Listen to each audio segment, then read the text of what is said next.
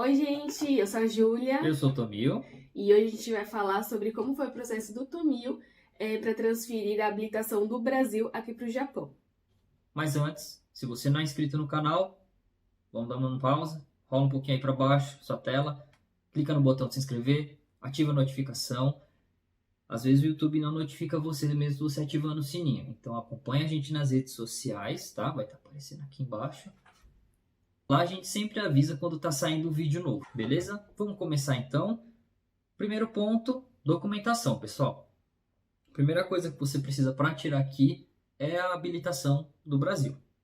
Isso, e você tem que ter essa habilitação no Brasil, tem que estar válida, então não pode ser uma habilitação vencida. Uhum. E você tem que ter de uso, né, 3 meses. Então, mesmo que você não tenha um carro lá no Brasil, você tem que ter 3 meses de habilitação da permanente, não pode ser a Isso. provisória. Segundo documento que você vai precisar. Passaporte. Sim, sempre importante, né? Se você vai vir para cá, você vai ter o passaporte. Você vai ter que ter o passaporte, óbvio. Terceira documentação, comprovante de residência aqui do Japão. Sempre comprovante de residência não é uma conta de luz igual no Brasil. Tem que ir na prefeitura e pedir. E pagar. Paga também. Aqui foi 300 ienes. Tanto aqui quanto em Chiba, né? Foram 300 ienes. E a outra documentação que você vai precisar, o prontuário do Detran, tá? Em relação ao prontuário do Detran, o de São Paulo, né, a gente mora no estado de São Paulo, ele é um prontuário que você consegue pela própria internet, então você não precisa pagar para ser emitido. Né? Tem alguns estados, se eu não me engano, no Paraná, tem gente que precisa fazer o pagamento para poder ter a emissão desse certificado, desse prontuário. Né? Lá vai ter todas as informações do que foi feito na sua habilitação, desde uma alteração, uma emissão de segunda via, renovação, todos os detalhes. Outra documentação que você vai precisar, tradução. A tradução desses documentos, então a tradução da sua habilitação. Isso, e do prontuário. Né? Aí também vai um dinheirinho a mais aí. Vai um pouquinho a mais. E aí, alguns casos, né, pede uma chave de validação da CNH. Né? Pelo menos no meu, a pessoa que fez a primeira vez que cuidou dessa parte da documentação, a gente não fez por conta, né, até mesmo por não ter conhecimento no japonês assim que a gente chegou. Ainda não temos tanto, mas, né? E aí você precisa ter essa validação. É sempre bom, às vezes, se algum centro de licenciamento de motoristas do estado que você estiver morando pedir, é bom você ter. É sempre seguro, né? Melhor prevenir do que remediar. Exatamente. Às vezes você vai lá, perde um dia inteiro e aí no final das contas precisa de um documento faltando. Às vezes pode ser até esse e encalha, você tem que botar e perder mais no outro dia, procurando documento e tudo mais. Exatamente. Além do Zairocado, né? O Zairocado, exatamente. E também 2, 3 fotos por 4. É sempre bom levar. Mas isso daí dá pra tirar lá também. É sempre bom ficar atento, né? Geralmente no Menk vai ter aquelas cabines de foto. Então você paga 800, 1000, vai depender muito do local. Tira lá a foto e já tem na hora. Exatamente. Tá? A gente não fez por conta. Tá? A gente contratou uma pessoa. Quando chegou aqui, a gente morava em Chiba, né, em Tomisato.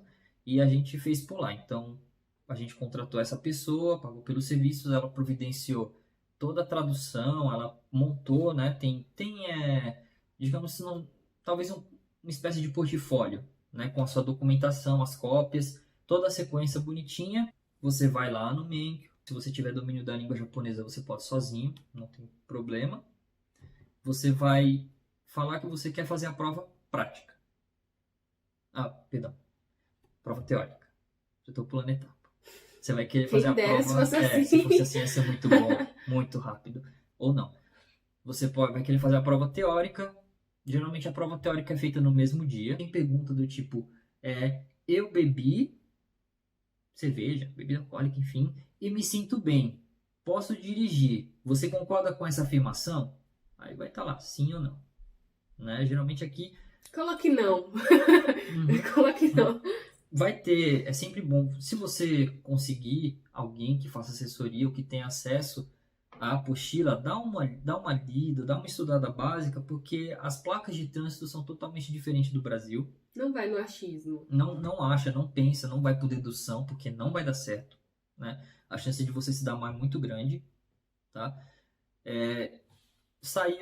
Eles usam bastante placa de sinalização. De seta no Brasil a gente está acostumado, círculo vermelho, fundo branco, seta preta. Deu pra pegar informação. Falei muito rápido. Não, deu certo. Mas acho que deu, né? Aqui é fundo azul, seta branca. Tá? Então, por exemplo, vou dar um exemplo bem rápido para não alongar muito. Você está numa via que você segue reto, mas tem uma entrada à esquerda. O semáforo está fechado, mas tem uma placa desse jeito que eu descrevi para você, azul, fundo azul com seta branca, indicando a esquerda. E aí eles perguntam, você pode virar à esquerda ou não pode? Ou então, posso virar à esquerda desde que eu preste atenção no movimento se há ciclistas ou pedestres, blá, blá, blá, blá, blá. Tá? Então, aí vai de acordo com o que você estudar. Mas dá uma estudada porque tem muita pegadinha. Eles colocam um texto de mais ou menos, vai variando de 3 até 5 linhas, e às vezes a afirmação ali, se você não ler com atenção, está até correta com o que está escrito. Mas tem uma vírgula ou um não que faz você errar se você marcar que está certo. Tá? Então fica bem atento nisso. Tá? Eu não posso falar com exatidão tudo que cai, porque as provas elas variam. Tá? Então eles colocam uma pergunta em uma prova que às vezes não cai numa outra. Então tem coisa que eu posso falar para você, cai isso, isso e isso. Pode não cair para você. Tá? Então... Mas normalmente são fáceis as perguntas. Não são difíceis. Você que já dirige há um bom tempo, então saiu com a cabeça meio fresca do CFC, já vai ter uma boa ideia. Então é só estudar mesmo sinalização de trânsito aqui, sinais, aqui eles usam muito guarda de trânsito, e não é igual do Brasil que eles ficam. Ou então faz assim. Não, assim. É vareta e eles usam muito gesto de braço. Tipo aeromoça. Quase isso, tá? Então, estuda bastante para a prova teórica, não precisa ficar alienado também, tá? Dá uma revisada, olha antes de você ir. Nervoso você vai ficar, eu tremia mais do que o carro quando eu estava fazendo, né? Tem que respirar fundo e com calma, senão você vai se atrapalhar bastante. Depois da prova teórica, você vai para a prática. Só que isso vai depender do estado. Em Tiba, por exemplo, a gente demorou... Quanto tempo a gente demorou para agendar mesmo? Foi coisa de um mês? Nossa, 2 meses. Lá é muito, muito demorado.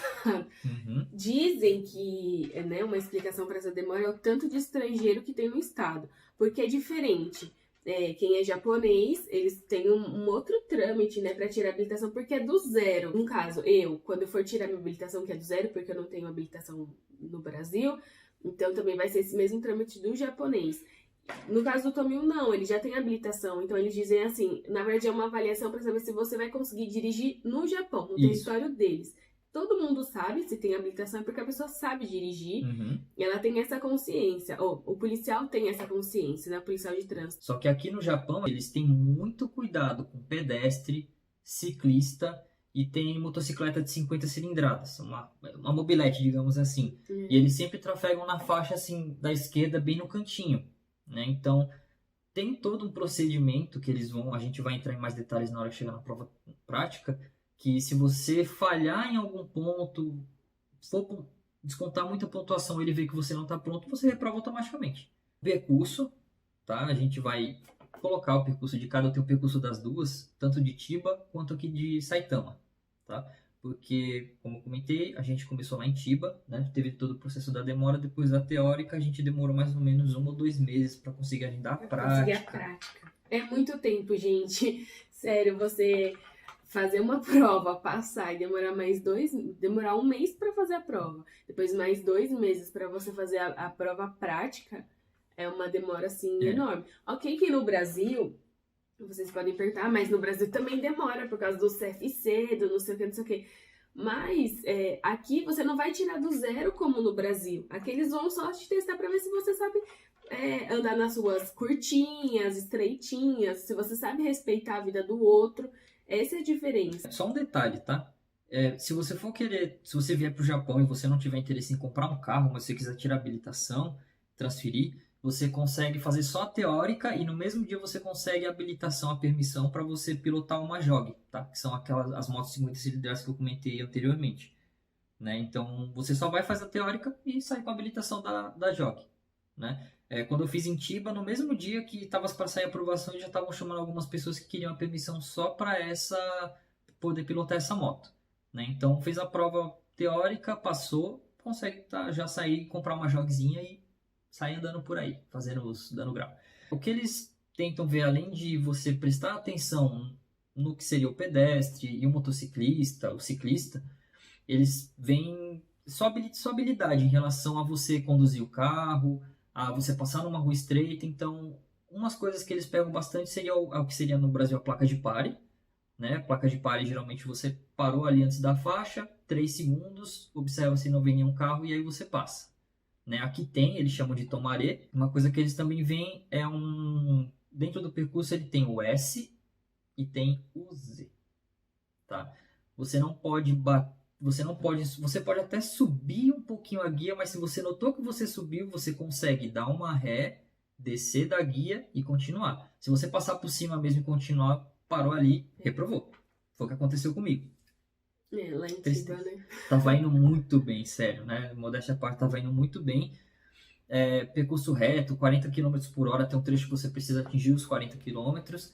Desviar de digamos que seria um carro parado com pisca-alerta, você vai ter que fazer o desvio, tudo direitinho. Fiz o Z, normal. Na hora do S, eu distanciei um pouco, eu subi na guia e eu passei. Porque foi uma beliscada, digamos assim, né? Não chegou a raspar, mas subiu bem na pontinha, mas foi o suficiente para já reprovar. Né? Uma coisa que vai pegar nas duas, independente do estado, é o cacunim. O cacunim seria você conferir, você entrar no carro, ajustar o banco, cinto de segurança, olhar e ajustar os espelhos.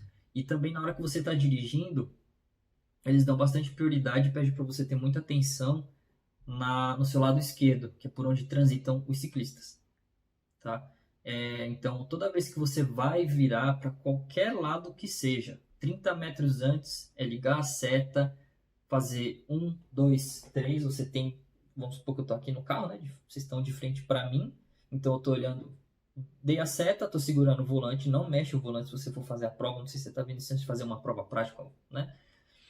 Olhou no espelho daqui, olhou no retrovisor de lateral, você ainda tem que virar a cabeça, porque no Brasil geralmente dificilmente faz isso, tá? Dificilmente mesmo. Mas você vira a cabeça para ver o ponto cego, tá? Para ver se não vem ninguém ali. Então virar bem a cabeça. O policial ele vê isso. Se você der golpe de vista igual a gente faz, reprova. Na hora. Tá? Reprova na hora. Muita gente reprova por falta de cacunim. Então é melhor ser exagerado até. Evita também, eu tava até na aula que eu fiz aqui em Saitama, eu tava tirando, descolando mesmo o corpo assim, olhando, movimentando o corpo, e nem sempre é bom, né? Às vezes você pode movimentar um pouquinho ali o volante, já dá desconta o ponto, você reprova também. E aí você fez o cacunim, aí você entra tudo, se você for entrar para a direita também é a mesma coisa, aqui eles têm muito disso. Geralmente no Brasil a gente deu a seta, viu que não vem, já vira o carro e entra, vai embora.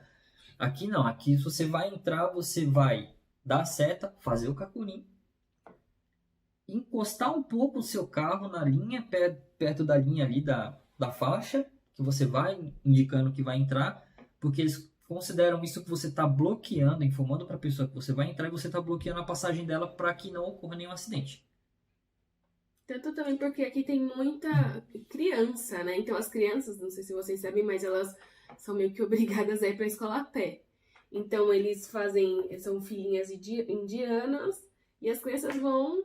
E assim, gente, é uns toquinhos de gente passando. Se você tiver com um carro muito alto, se você tiver distraído, você pode matar uma criança daquela. No entanto que eles pedem para as crianças levantarem a mão quando estiver atravessando. Porque eles são miudinhos, então eles levantam a mão e passa aquele monte de criança. E não é porque você tá no Japão que as crianças vão esperar abrir, não. Tem uns que... Ou então fica atento ao carro. Criança é criança. O semáforo abriu para ela, ela sabe que ela tá na vez dela, ela vai levantar a mão e vai sair correndo na frente do seu carro, né? Então tem que ficar atento aí. Só um detalhe sobre o percurso ele é igual para todos os lugares, você sendo estrangeiro, tá? Pelo menos brasileiro, para alguns outros também. O que difere é a disposição com que a sequência do que você vai fazer. Então lá em Tiba eu lembro que saía, já entrava para fazer o Z, depois saía, fazia 40 km, o último era o S, se eu não me engano, né? E aqui não, aqui inverte um pouco. Então cada estado vai ter ali a disposição diferente das sequências que você vai ter que fazer. Uma coisa também importante é você saber o número em japonês. Direita, esquerda e siga em frente, tá? O policial, se você souber ou não japonês, você pode até informar para ele, mas isso vai depender do policial. Tem policial, gente, que japonês, gente fina. tenta te facilitar ao máximo para você entender, tenta te ajudar. Mas tem uns que, como todo lugar do mundo, você vai sempre encontrar alguém que não gosta de estrangeiro, ou que não vai com a tua cara, que ele não vai querer te ajudar se você respirar um pouco mais fundo, ele vai falar não. Reprovou. Né? Então, em Tiba, só retomando, aconteceu comigo que eu subi um pouquinho, né? Na hora de fazer o S, eu desci um pouco antes, porque você tá na mão direita, né? A gente dirige aqui em mão inglesa.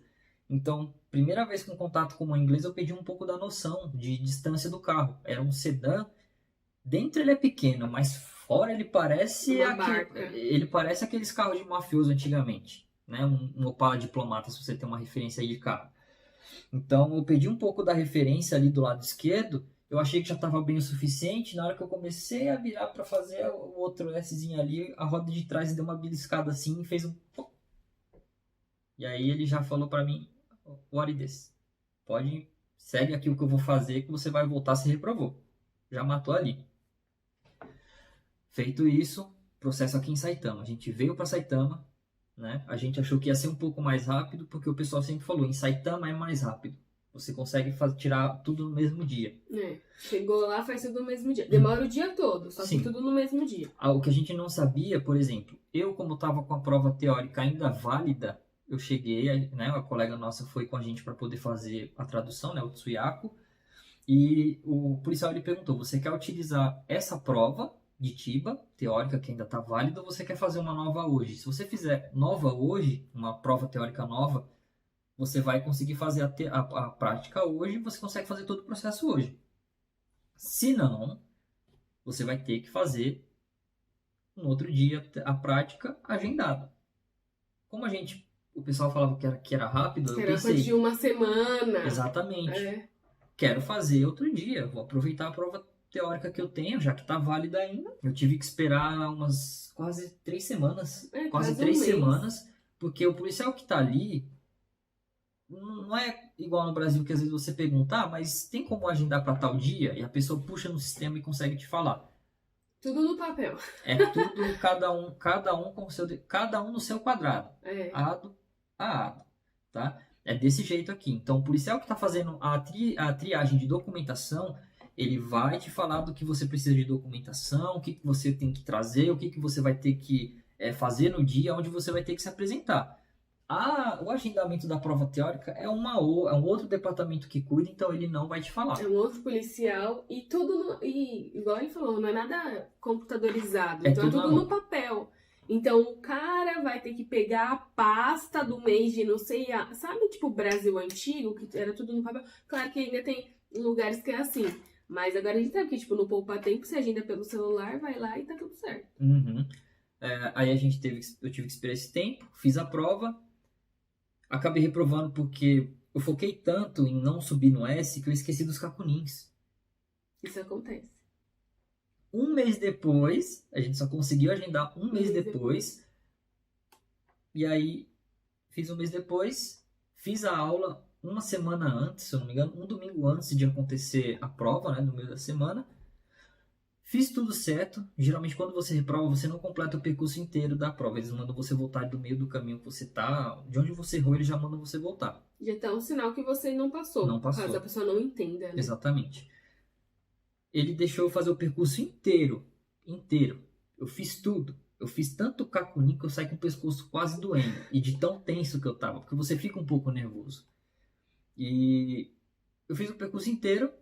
Chegou no final, ele me devolveu o formulário falando que eu tinha que remarcar, falando que eu tinha errado no cacunim. Mas ele não entrou em detalhe, ele não explicou, ele nem olhou na minha cara. Ele fez mais ou menos assim. Médico do SUS. Pode quantificar o formulário aqui. Mais ou menos isso. Ele nem olhou pra mim, ele só fez assim. Entregou, eu peguei, fiquei olhando pra cara dele e ele o tempo todo aqui. Olhando pra pasta dele, pro formulário.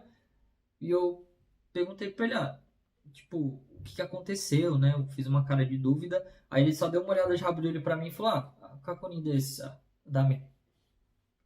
Mandou eu descer do carro, fui, né? Com uma raiva daquele policial. Mas enfim, era pra ter feito outro dia.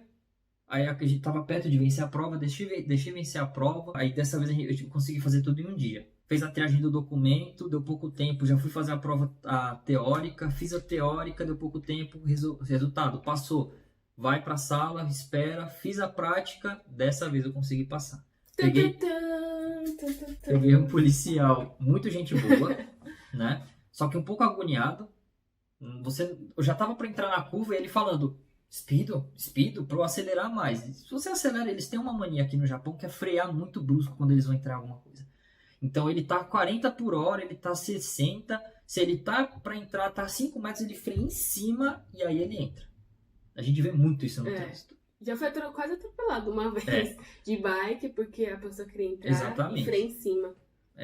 E eles têm muito essa mania. E você faz de conta, se ele mandar você acelerar muito, a menos que seja no percurso de 40, você acelera. Beleza? Fica ligado nisso. Se você tiver para entrar numa curva, fazer qualquer coisa, não fica afobado, fica tranquilo, faz com calma. Porque se você fizer errado, ali já começa a descontar ponto. Né? E eu ainda errei uma coisa, pessoal. Eu tava tão assim, meio avoado, que tem um percurso que no finalzinho já teria que entrar à direita na curva número 8. Só que pra mim, eu não sei porque meu cérebro deu um apagão na hora, eu tinha que passar por trás. E se eu passasse por trás da curva, eu batia no muro, que é uma linha que eles desenham imaginário. O policial freou o carro na hora. Ele freou bem em cima, bem brusco. Aí que eu fui lembrar que eu tinha que virar à direita. Eu pensei, reprovei. Só que, graças a Deus, não. Só que não. Assim como na prova do Brasil, você não ligar a seta, você não ajustar o espelho retrovisor antes de sair ou ajustar com ele com o carro em movimento, desconta pontos. E aqui o máximo que você pode descontar, se eu não me engano, são 30 pontos também. Então, esse erro que eu cometi, ele não chegou a descontar, não zerou minha pontuação, eu consegui tirar. Tá? Então, essa foi a experiência da prova prática. Uma coisa que eu também ia falar em relação à prova prática se você chegou no Brasil, ou aqui no Japão recentemente, já está há um tempo, ou você está no Brasil e tem essa curiosidade, aqui não tem baliza, né?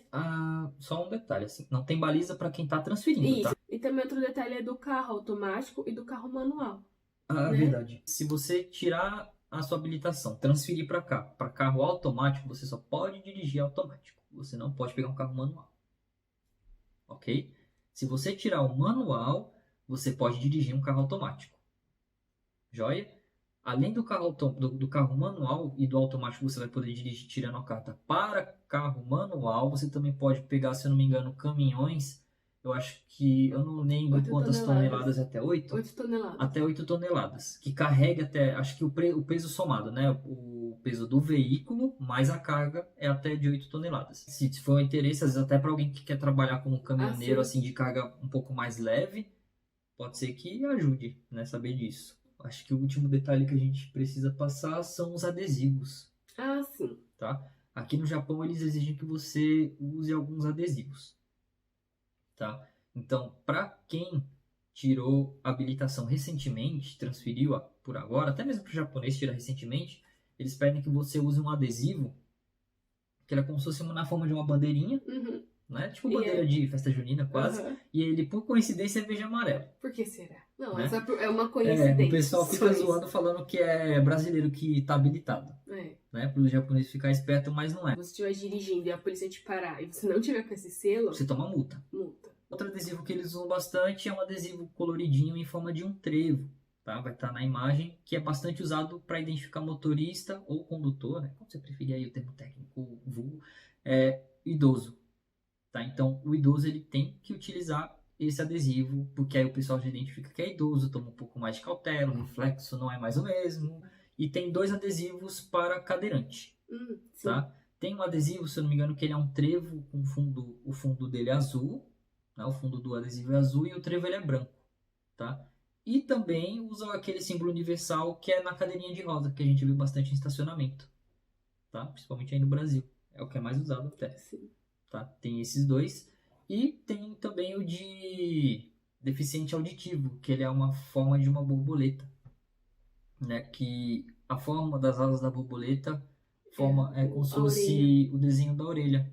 Como comentou, tirou a primeira vez 1 ano com um adesivo no carro. Senão leva um esculacho e uma multa. Eu não tenho ideia ainda de quantos pontos. Também não faço ideia. Também nem quero saber, porque olha, Não quero levar multa. Eu não, né? Mas você. Uhum. Levar multa. Mas essa foi a experiência que eu tive, tá? A gente demorou desde quando eu dei a entrada lá em Tiba, apesar de não ser no mesmo lugar, mas o total, a gente deu a entrada em abril, maio, junho... Não, a gente Não, deu a em entrada março. antes, foi em março, é Março. verdade, tô contando errado. Março, abril, maio, junho, julho, agosto, setembro, outubro. Foram 7 7 meses. Eu repeti praticamente em torno de 3 vezes. Uhum. Ah, porque você é braço, não sabe dirigir. Dá medo. Não é por causa de... É muito rigoroso aqui. A gente já ouviu história de gente que passou de primeira e fez aulas para passar de primeira. Teve gente que fez aulas e não passou. Teve gente que demorou 6 vezes, né? Repetiu Teve 6 vezes. vezes. Teve gente que a gente ouviu falar, a gente repetiu acho que 16, 17 vezes. 16 vezes. É muito. São muitos dias. Você que reprova a primeira vez já bate um desânimo danado. Imagina Você já 16. fica assim, não sei dirigir. Chateei. Imagina 16 vezes. Eu não sei se é muita força de vontade. Mas não, se você já fez, tá assistindo esse vídeo, então você vai fazer. Se reprovar, não desiste, não desanima. Continua, vai tentando, uma hora sai. Tá bom? Então, essa foi a experiência de hoje. Sim, de 7 meses. 7 meses. Mas valeu a pena. Valeu. Consegui tirar. Já sabe, né? Se inscreve no canal. Deixe seu like. Deixa o like. E nos tá? siga nas redes sociais. Toda vez que a gente estiver postando vídeo, você já vai saber. Belezinha, pessoal? Então, por hoje é só. Tchau pra vocês. Até a próxima. Tchau.